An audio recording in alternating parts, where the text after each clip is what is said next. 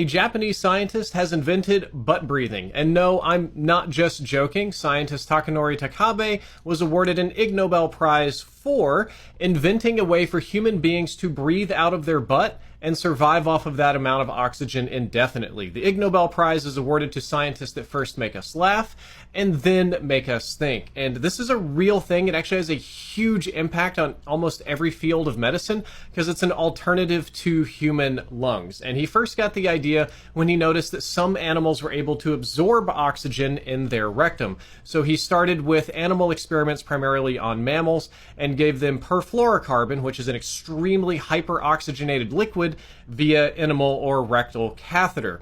Now, as wild as this seems, a lot of you have probably seen the James Cameron movie The Abyss, where they drown a rat in this liquid and then later go down to the bottom of the ocean breathing this oxygenated liquid.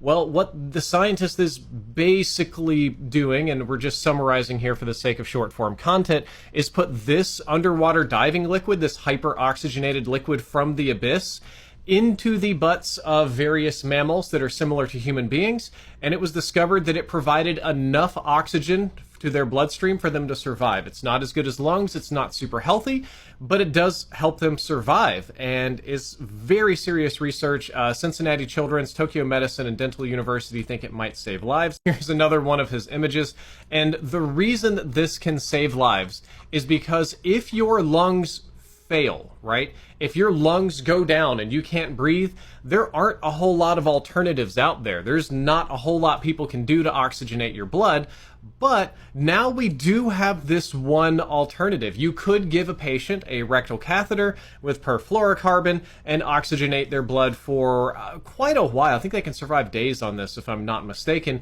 And it uses technology that was once sci-fi, but based on reality. It's stuff that we're all familiar with.